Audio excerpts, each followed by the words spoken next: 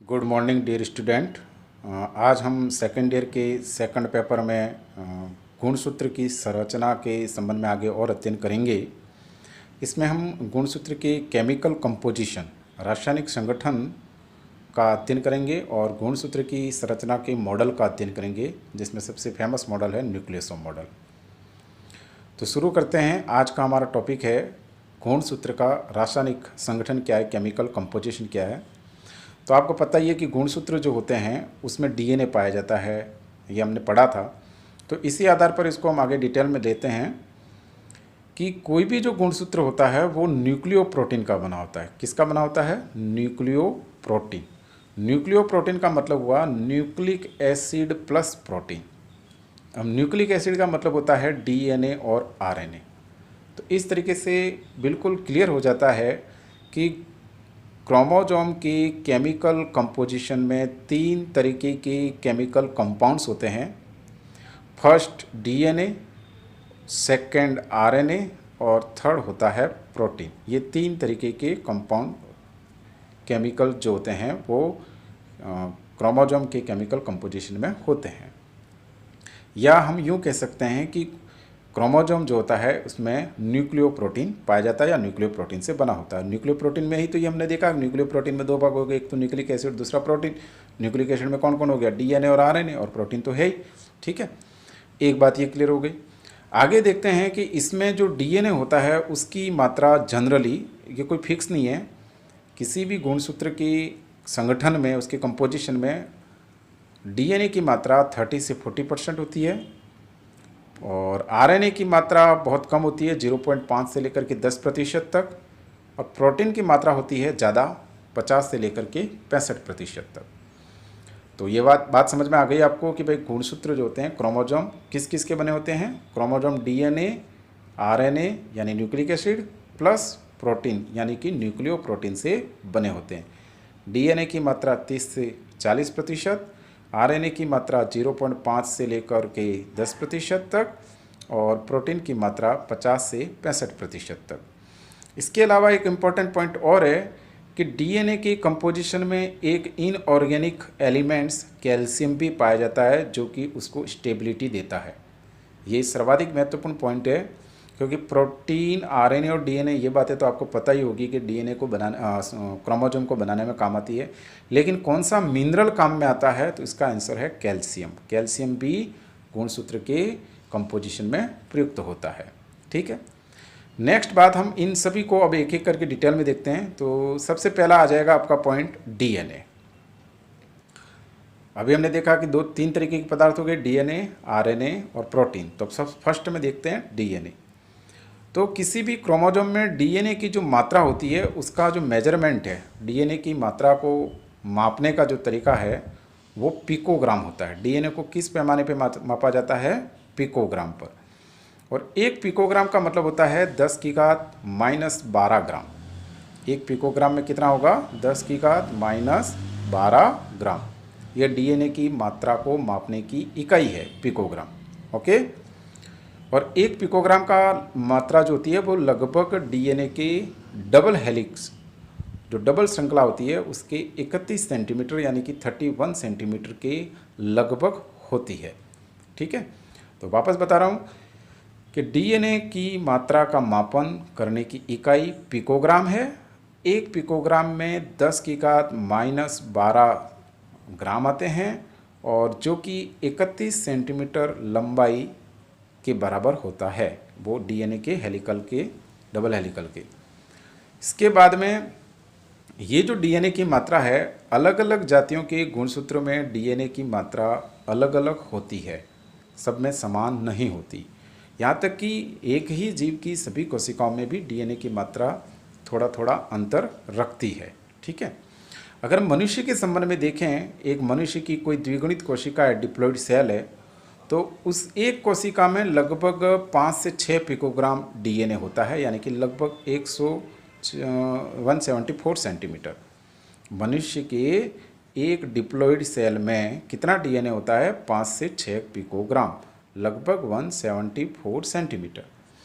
तो मनुष्य के शरीर में जितनी भी कोशिकाएं हैं उन सारे कोशिकाओं के डीएनए को अगर मेजर किया जाए, मापा जाए, तो वो लगभग बैठता है 2.5 इंटू 10 की घात 10, 2.5 इंटू 10 की घात 10 किलोमीटर के बराबर। इतना लंबा डीएनए मनुष्य के सभी कोशिकाओं में पाए जाने वाले डीएनए को हम अगर एक साथ मापें तो इतनी लंबाई आती है। कितनी आती है? 2.5 इंटू 10 की घात 10 किलोमीटर, लगभग 100 ग्राम। और ये जो लेंथ है आपको इंटरेस्टिंग लगेगा, सूरज से यानी कि सन से पृथ्वी की जो दूरी है उसकी 100 गुना है, लगभग 100 टाइम्स। यानी एक मनुष्य में पाए जाने वाले समस्त डीएनए को अगर एक साथ लगा दिया जाए तो उसकी जितनी भी लंबाई होती है वो सूर्य और पृथ्वी के बीच की लंबाई के 100 गुना ज़्यादा होती है। और कितनी लंबाई है?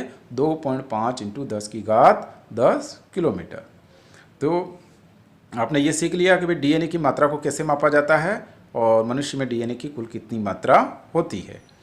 अगली बात, ये जो डीएनए होते हैं वो आपको पता ही होगा, या नहीं पता हो तो अगला टॉपिक हम पढ़ेंगे, उसमें देखेंगे कि डीएनए जो होते हैं न्यूक्लिक एसिड कहलाते हैं, और ये पेंटोज शुगर जो कि डीऑक्सीराइबोज प्रकार की होती है, और नाइट्रोजनिक क्षारक नाइट्रोजनिक बेसेज जो प्यूरिन पिरीमिडिन 2 प्रकार की होती है, जिसमें प्यूरिन के अंतर्गत एडिनिन और थाइमिन, और पिरीमिडिन के अंतर्गत साइटोसिन प्यूरिन के अंतर्गत आती है आपकी एडिनिन और ग्वानिन, और पिरीमिडिन के अंतर्गत आती है आपकी साइटोसिन, थाइमिन और यूरेसिल। तो डीएनए में यूरेसिल नहीं होता है, लेकिन फिलहाल अपन ये देख रहे हैं कि डीएनए जो होता है वो पेंटोज शुगर, नाइट्रोजनिक क्षारक और फास्फोरिक एसिड, इन तीनों से मिलकर बना होता है। और इसकी संरचना का सर्व प्रचलित मॉडल है वाटसन क्रिक का, जिसका अध्ययन हम अगले टॉपिक में करेंगे। अभी हम देख रहे हैं कि गुणसूत्र की संरचना में जो डीएनए पाए जाते हैं वो 2 तरीके के होते हैं, एक यूनिक प्रकार का डीएनए और एक रेपिटेटिव डीएनए। यूनिक प्रकार का डीएनए का मतलब होता है ऐसा डीएनए जिसकी कॉपी जो होती हो वो पूरे गुणसूत्र में एक ही हो, सिंगल हो, पूरे जीनोम में। पूरा जो जीनोम है उसके अंदर किसी डीएनए की एक सिंगल कॉपी हो तो उसको हम यूनिक डीएनए कहते हैं, जो नॉन रिपीटेटिव होता है। और रेपिटेटिव डीएनए का मतलब वो डीएनए जिसकी कई सारी कॉपियाँ एक जीनोम में पाई जाती हो, उसे हम रेपिटेटिव डीएनए कहते हैं। लगभग 30% जो डीएनए होता है मानव जीनोम में वो रिपीटेटिव डीएनए प्रकार का होता है। अब ये रिपीटेटिव डीएनए भी 2 प्रकार का होता है। कोई डीएनए काफ़ी ज़्यादा रिपीटिव होते हैं, इसको हाईली रिपीटेटिव डीएनए बोलते हैं, कोई मॉडरेटली थोड़ा कम होते हैं। ठीक है, तो ये हमने देखा कि मानव के जो गुणसूत्र में जीनोम में जो डीएनए पाया जाता है वो 2 तरीके का होता है। यूनिक डीएनए जिसकी एक जीनोम में एक सिंगल कॉपी पाई जाती हो, और रेपिटेटिव डीएनए जिसकी एक जीनोम में कई सारी कॉपियाँ पाई जाती हो, बहुत ज़्यादा, ऐसे डीएनए को हम रेपिटेटिव डीएनए कहते हैं। ठीक है, नेक्स्ट अगला बिंदु है प्रोटीन। क्रोमोसोम की केमिकल कंपोजिशन में पहला पॉइंट हमारा डीएनए हो गया है, दूसरा पॉइंट है प्रोटीन। प्रोटीन जो होते हैं वो हमने फर्स्ट में देख लिया कि न्यूक्लिक एसिड के साथ यानी कि डीएनए और आरएनए के साथ जुड़े हुए रहते हैं और न्यूक्लियोप्रोटीन बनाते हैं। तो इस न्यूक्लियोप्रोटीन के रूप में जो क्रोमोसोम में डीएनए पाए जाते हैं, प्रोटीन पाए जाते हैं, वो 2 तरीके के होते हैं, एक हिस्टोन प्रोटीन और दूसरा नॉन हिस्टोन प्रोटीन। समझ में आ रही है बात? क्रोमोसोम में पाए जाने वाला प्रोटीन कितने प्रकार का है? 2 प्रकार का, एक हिस्टोन प्रोटीन और दूसरा नॉन हिस्टोन प्रोटीन। जो हिस्टोन प्रोटीन होता है वो नेचर में बेसिक होता है, क्षारीय प्रकृति का होता है, और जो नॉन हिस्टोन प्रोटीन होता है वो नेचर में यानी प्रकृति में अम्लीय यानी एसिडिक प्रकृति का होता है। समझ में आ रही बात? गुणसूत्र यानी क्रोमोसोम की संरचना में कितने प्रकार के प्रोटीन होते हैं? 2 प्रकार के, यानी कैटेगरी है, 2 कैटेगरी हैं, हिस्टोन और non histone. Histone protein nature में कैसे हैं? बेसिक प्रकार के हैं, और नॉन हिस्टोन प्रोटीन प्रकृति में नेचर में कैसे हैं? एसिडिक प्रकार के। हिस्टोन प्रोटीन बेसिक प्रकार के क्यों होते हैं? क्योंकि उनमें बेसिक नेचर के क्षारीय प्रकृति के अमीनो एसिड ज़्यादा होते हैं। यानी कौन से अमीनो एसिड? आर्जिनिन और लाइसिन, ये दोनों अमीनो एसिड जो होते हैं वो ज़्यादा होते हैं, इस वजह से ये क्षारीय प्रकृति का होता है, क्योंकि ये दोनों अमीनो एसिड क्षारीय प्रकृति के होते हैं, आर्जिनिन और लाइसिन।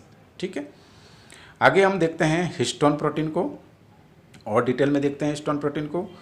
तो जो टोटल प्रोटीन है, क्रोमोसोम में जितना भी प्रोटीन पाया जाता है उस टोटल प्रोटीन का 80% हिस्टोन प्रोटीन होता है। तो इसका अर्थ ये हुआ कि बाकी का बचा हुआ प्रोटीन यानी कि 20% नॉन हिस्टोन होता है।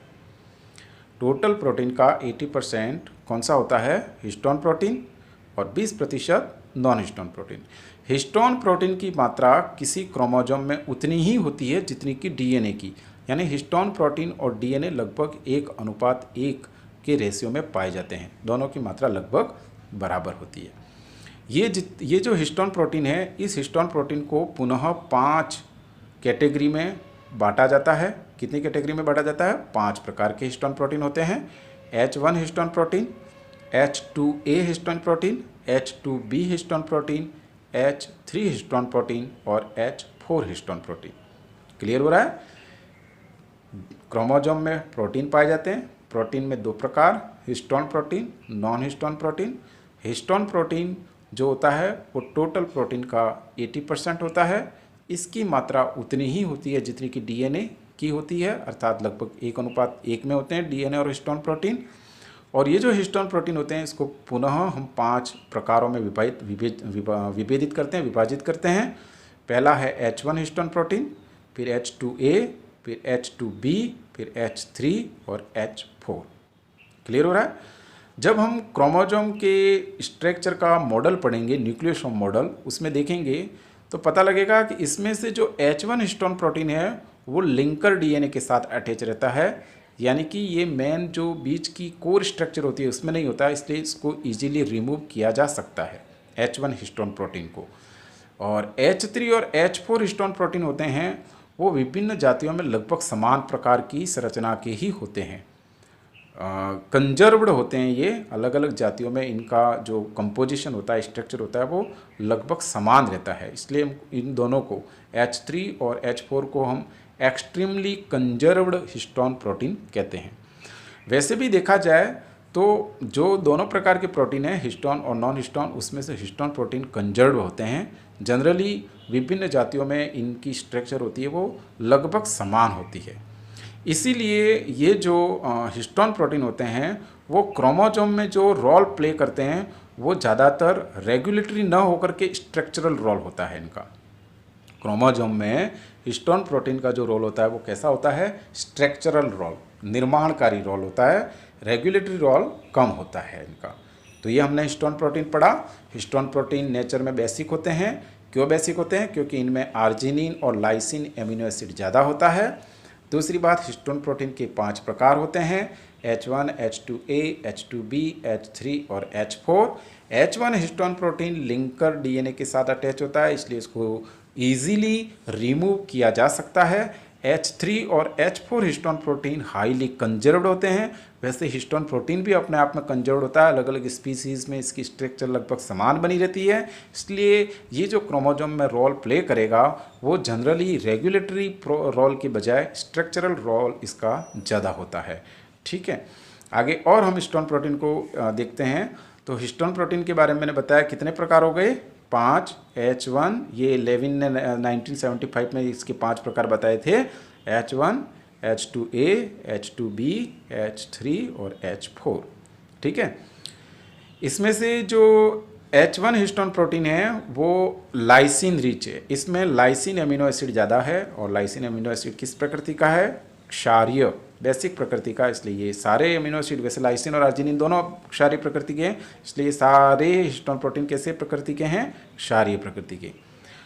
ठीक है, तो H1 हिस्टोन प्रोटीन में कौन ज़्यादा है? लाइसिन। H2A और H2B इन दोनों के अंदर लाइसिन की मात्रा भी थोड़ी ज़्यादा होती है, लेकिन H1 से थोड़ी कम। और H3 और H4 में लाइसिन के बजाय आर्जिनिन की मात्रा थोड़ी ज़्यादा होती है। इन चारों पांचों में लाइसिन और आर्जिनिन दोनों होते हैं, लेकिन H1 में लाइसिन बहुत ज़्यादा होता है, H2A और H2B में लाइसिन थोड़ा ज़्यादा होता है, और H3 और H4 में आर्जिनिन बहुत ज़्यादा होता है। ओके, इसके बाद में कभी कभी हिस्टोन प्रोटीन जो होता है उसकी जगह एक और प्रोटीन काम में लाया जाता है, या क्रोमोसोम की स्ट्रक्चर में प्रयुक्त होता है, और वो प्रोटीन है प्रोटामिन्स। ये भी एक क्षारीय प्रकृति का होता है, लेकिन हिस्टोन प्रोटीन से ये छोटा होता है और इसमें आर्जिनिन की मात्रा ज़्यादा होती है। ये वाला जो प्रोटीन है प्रोटामिन्स, वो जनरली स्पर्मेटोजेनेसिस के अंतर्गत स्पर्म के हेड में आता है, काम में आता है, वहाँ के जो गुणसूत्र होते हैं उसमें काम में आता है, और ये हेड के कंडेंसेशन और डीएनए के स्टेबिलाइजेशन में प्रयुक्त होता है। क्लियर हो रही बात? तो अभी हमने पढ़ा कि जो हिस्टोन प्रोटीन है उसके 5 भाग हैं। उन पांचों भागों में से H1 हिस्टोन प्रोटीन में लाइसिन अधिक है, H2A और H2B में थोड़ा लाइसिन अधिक है, H3 और H4 में आर्जिनिन अधिक है, और कुछ जगहों पर क्रोमोसोम की स्ट्रक्चर में हिस्टोन प्रोटीन की जगह पर प्रोटामिन्स काम में आता है। जैसे कि स्पर्मेटोजेनेसिस में स्पर्म जो होता है उसके अंतर्गत जो क्रोमोसोम होते हैं उसमें हिस्टोन की जगह प्रोटामिन्स होता है, और ये प्रोटामिन जो होता है वो हेड कंडेंसेशन और डीएनए की स्टेबिलाइजेशन में प्रयुक्त होता है। और ये जो प्रोटामिन्स है वो हिस्टोन से थोड़ा छोटा होता है और इसमें आर्जिनिन की मात्रा अधिक होती है। तो इस तरीके से हमने प्रोटीन के अंतर्गत हिस्टोन प्रोटीन को पढ़ लिया।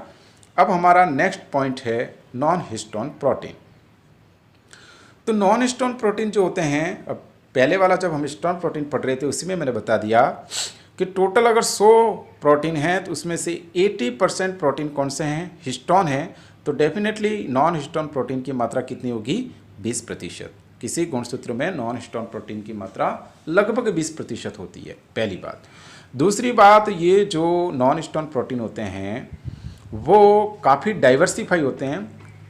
जैसे कि हमने हिस्टोन प्रोटीन में पढ़ा था कि वो विभिन्न स्पीसीज़ में इवोल्यूशन के साथ में हाईली कंजर्व्ड रहते हैं। ये कंजर्व्ड नहीं रहते, ये काफ़ी डाइवर्सिफाई होते हैं, इनमें काफ़ी डाइवर्सिटी होती है। लगभग 12 से 20 प्रकार के नॉन हिस्टोन प्रोटीन होते हैं, जिसके अंदर डीएनए और आरएनए के पॉलीमरेज भी शामिल किए जाते हैं। तो दो बातें हो गई कि नॉन हिस्टोन प्रोटीन की मात्रा हिस्टोन प्रोटीन से काफ़ी कम होती है, लगभग 20% के लगभग। और दूसरा, नॉन हिस्टोन प्रोटीन जो होते हैं वो हिस्टोन प्रोटीन की तरह कन्वर्जर्व नहीं होते, बल्कि डाइवर्सिफाई होते हैं, 12 से 20 प्रकार के होते हैं। और ये डाइवर्सिफाई प्रकार के होने की वजह से, विभिन्न प्रकार होने की वजह से इनका जो रोल है वो स्ट्रक्चरल की बजाय रेगुलेटरी रोल ज़्यादा होता है। कौन सा रोल ज़्यादा होता है इनका? रेगुलेटरी, क्योंकि ये इवोल्यूशन के साथ में बदलते ही रहते हैं, कंजर्व्ड नहीं रहते। ठीक है, इनका रेगुलेटरी रोल ज़्यादा होता है नॉन हिस्टोन प्रोटीन का। तो इस तरीके से हमारा प्रोटीन का पोर्शन कंप्लीट होता है। और अब डीएनए के क्रोमोसोम के केमिकल कंपोजिशन का नेक्स्ट थर्ड पॉइंट है आरएनए। तो आरएनए भी अपने आप एक न्यूक्लिक एसिड है, ribose nucleic acid. Okay, RNA में भी वही सारी चीज़ें होगी केमिकल कंपोजिशन में जो डीएनए को बनाने में काम आती है। कौन कौन सी? पेंटोस शुगर होगी, लेकिन यहाँ कौन सी पेंटोस शुगर होगी? Ribose pentose sugar. इसके बाद नाइट्रोजनिक बेसेज होगी। नाइट्रोजनिक बेसेज कौन कौन सी होगी? एडिनिन, ग्वानिन, साइटोसिन और यूरेसिल। थाइमिन के स्थान पर यहाँ पर यूरेसिल होता है, और इसके बाद में फास्फोरिक एसिड होगा। तो ये तीनों मिलकर के आरएनए का निर्माण करते हैं। ठीक है, और आरएनए की मात्रा हमने पढ़ा था लगभग 0.5% से लेकर के 10 से 15% होती है। अलग अलग जीवों की गुणसूत्र में अलग अलग मात्रा होती है। फिर ये आरएनए 3 प्रकार के होते हैं, mRNA, messenger RNA, tRNA, transfer RNA और राइबोसोमल आरएनए, आरआरएनए, ऐसे 3 प्रकार के अलग अलग आरएनए होते हैं। तो इस तरीके से ये हमारा आज का टॉपिक क्रोमोसोम का केमिकल कंपोजिशन वाला पोर्शन कंप्लीट होता है। नेक्स्ट पॉइंट है क्रोमोसोम की स्ट्रक्चर को, अल्ट्रा स्ट्रक्चर को समझाने के मॉडल। तो इसमें कई सारे मॉडल हैं, जिसमें से फेमस मॉडल है न्यूक्लियोसोम मॉडल, जो कि आज भी प्रचलित है, जिसको उपयोग में लाया जाता है। तो अब अगला पॉइंट हमारा है क्रोमोसोम की संरचना का न्यूक्लियोसोम मॉडल। ठीक है।